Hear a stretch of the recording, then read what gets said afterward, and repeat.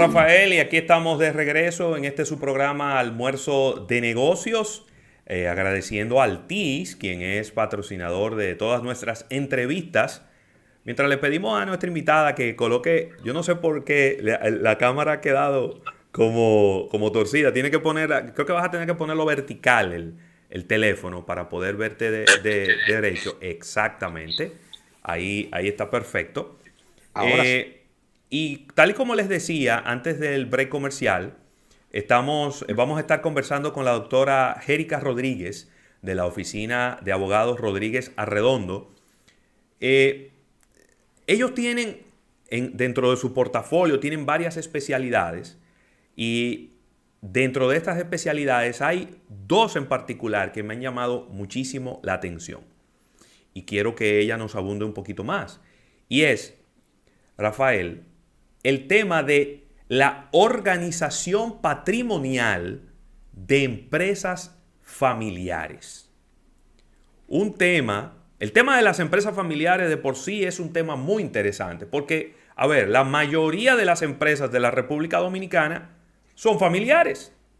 Entonces ahí viene siempre la historia de que la primera generación crea la empresa, la segunda la pone más grande. Entonces la tercera termina como coincidiendo con la desaparición o con el achicamiento de la empresa. Bueno, eso es un tema muy complejo y qué bueno tener a una persona especializada en estos temas para que nos hable un poco de cuáles son los inconvenientes que presentan las empresas familiares en la República Dominicana, pero también en el resto de los países de América Latina. Así que bienvenida a la doctora Rodríguez, qué bueno tenerla por acá.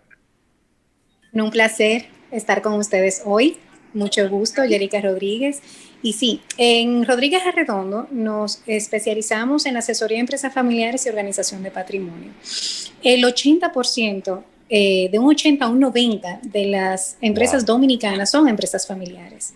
Lamentablemente, según estudios realizados, no más del 30% logra sobrevivir a la segunda generación Wow. y un porcentaje mucho menor, quizás de un 12 a la tercera generación.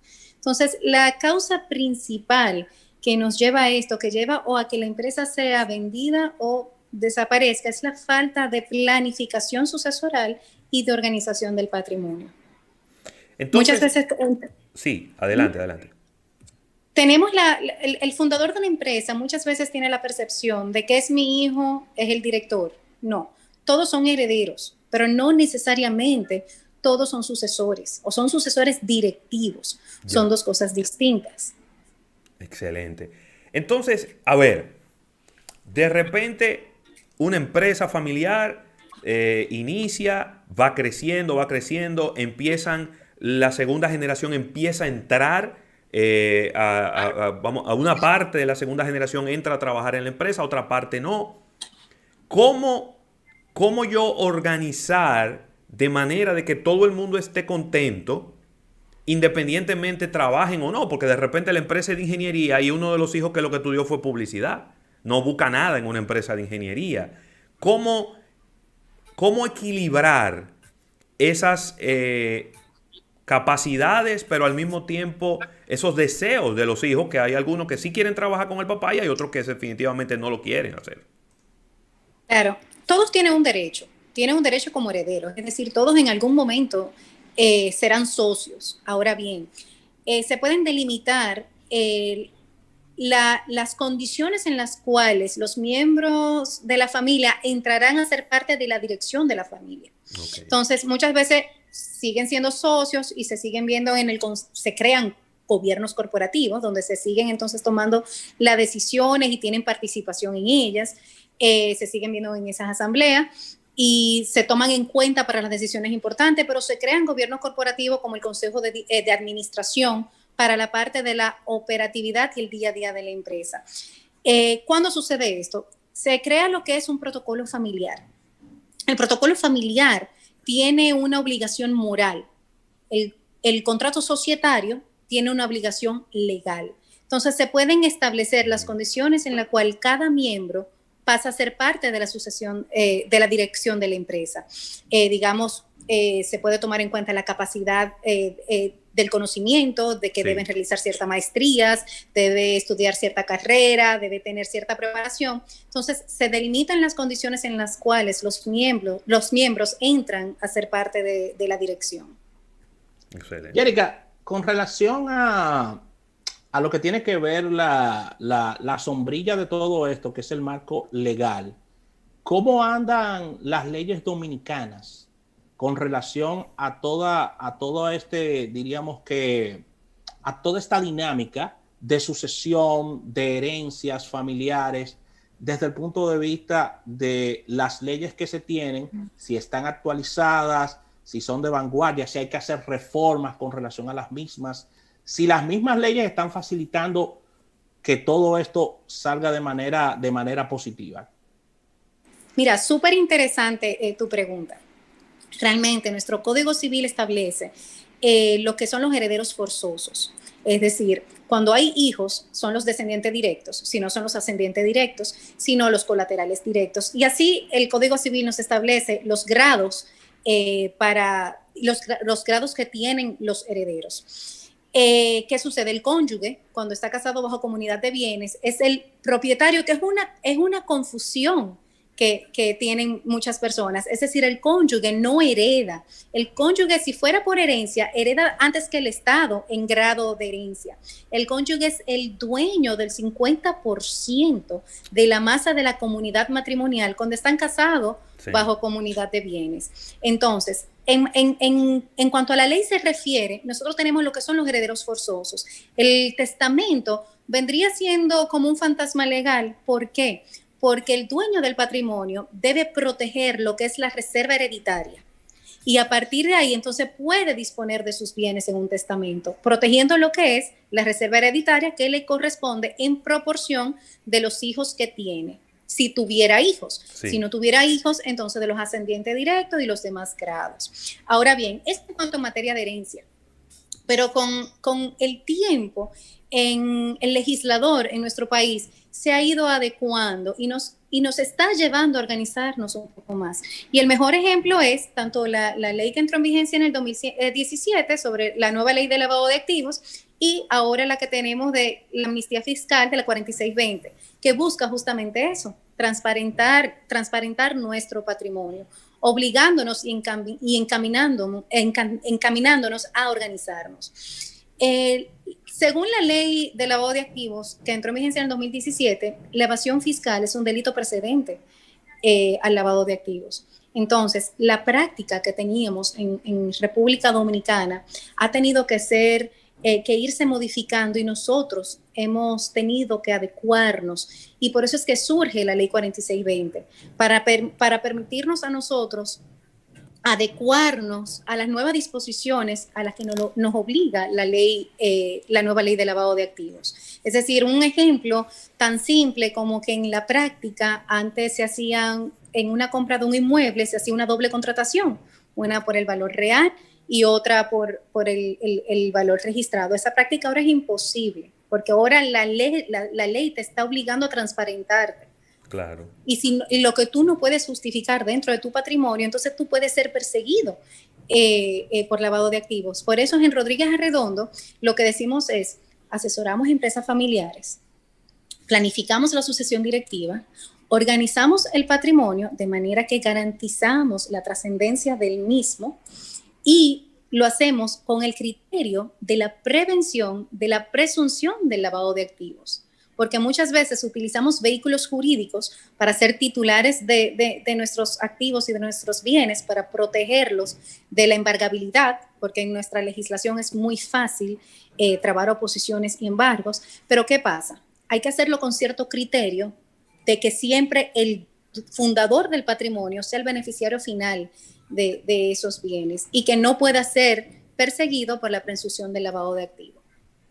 Y ahí mismo, Yérica, que has mencionado mucho la parte de los hijos, pero ¿cuál sería aquí el rol de la esposa o esposo en el caso de sucesión o herencia y en el mismo caso también de que la esposa o esposo sea parte de la empresa como directiva o directivo y no ser el fundador, porque puede ser que una mujer funde un negocio, este negocio sea exitoso y el esposo se sume al negocio o viceversa. Claro. ¿Qué sucede en esta parte? Te lo pregunto porque has hablado mucho de los hijos y quiero saber también esa parte ahí. Claro, la parte de la cónyuge o del cónyuge, como te dije anteriormente, me encanta tu pregunta porque realmente es una confusión que suelen tener Sí. las personas que se acercan a nosotros. El cónyuge no necesariamente hereda. Si no fuéramos por el grado que establece la ley de herencia, el cónyuge viene a heredar antes que el Estado, es decir, en un tercer o cuarto grado.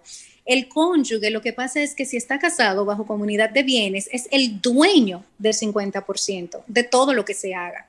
Entonces, en una empresa familiar, sea la cónyuge o el cónyuge, miembro o no de la dirección de la empresa, es el dueño del 50% de las acciones del fundador o la fundadora de la empresa. De activos y pasivos. De todo. De activos. En la herencia se reciben los activos, se reciben los pasivos también. Se puede negar a recibir la herencia, pero tiene que también negarte a los activos. Es decir, si se va a aperturar una herencia y yo como heredero no quisiera aperturarla, ¿por qué? Porque hay más pasivos que activos, yo puedo hacerlo, pero también renuncio a los activos. Ahora bien, si se va a aperturar la herencia, los herederos, valga la redundancia, heredan y asumen tanto los activos como los pasivos. Estamos conversando con la doctora Yérica Rodríguez del bufete Rodríguez Arredondo. ¿Qué pasa? Voy a ponerte un ejemplo hipotético. Hay una empresa fundada por una dama, está su cónyuge y están sus hijos. Fallece la fundadora de la empresa. Y entonces, dentro de su cónyuge, que es copropietario de esta empresa, como bien has dicho, y sus hijos, hay una diferencia de criterios. Hay algunos que quieren vender la empresa para heredar, pero hay otros que dicen, bueno, pero esta empresa es la que nos da el sustento y vamos a seguir hacia adelante con ella. ¿Qué se haría en ese caso? Es decir, ¿hay alguna obligación de tener que disolver esa empresa para darle una herencia a uno de los hijos? ¿O tienen que ponerse todo el mundo de acuerdo? Porque hay como esa creencia, como que tiene que haber un consenso para que ocurran este tipo de cosas. Claro. Mira, cuando los hijos pasan a ser parte de la empresa, heredan las acciones de la madre, lo primero es que los hijos deberían ser ya mayores de edad para tener la calidad. Exacto. Entonces, ellos ya pasan a ser socios de la empresa junto con su padre.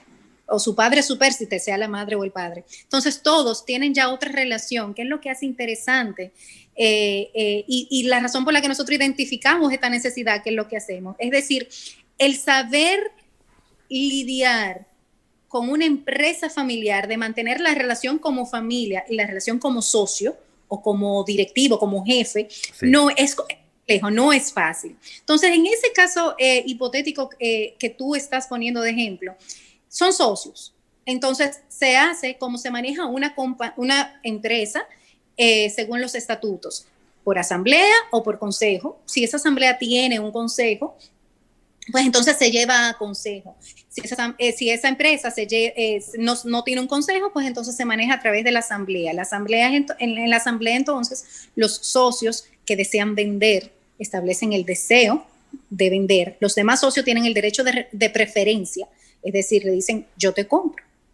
Si los demás no quieren comprar esas acciones de los que quieren vender, pues entonces ellos pueden venderlo a un tercero. Si todos están de acuerdo en vender la empresa a un tercero, pues la pueden hacer. Pero basta con que uno no esté de acuerdo para que no se haga. Debe ser una decisión unánime. Sí. Ahora, cada cual puede ceder, traspasar y vender sus acciones, siempre y cuando el otro socio firme en señal de aceptación, es decir, acepte esa venta de esas acciones y renuncie a su derecho de preferencia. Exacto, porque siempre los socios tendrán la preferencia de comprar las acciones. Sí, siempre los socios tienen ese derecho de preferencia. Óyeme, súper interesante esto, Rafael, porque oye, ¿qué ocurre? Excelente. La gente, y ahí que la doctora quizá me arroja un poco más de luz, la gente crea las empresas Y obviamente la gente, y así como pasa con los matrimonios, la gente se casa, quizás nunca piensa en el divorcio. La gente crea las empresas, pero nunca piensa en que, número uno, puede morir uno de los fundadores. Número dos, que esa empresa en algún momento se puede disolver. Y quizá la gente como que crea la empresa creyendo que esa empresa va a ser eterna, que va a ser para siempre. Y entonces al momento de la disolución, al momento del fallecimiento de uno de los fundadores, entonces vienen todos estos detallitos que a veces generan mucha inconformidad y generan hasta molestia entre algunos de ellos porque son completamente desconocidos. Así es, justamente por eso es que entonces nosotros recomendamos lo que es la organización del patrimonio y la planificación de la sucesión directiva de la empresa familiar para evitar este tipo de situaciones, porque cuando estamos hablando de una empresa familiar, número uno, hablamos de emociones, hablamos de que primero somos familia y después somos socios, o somos colaboradores y empleador.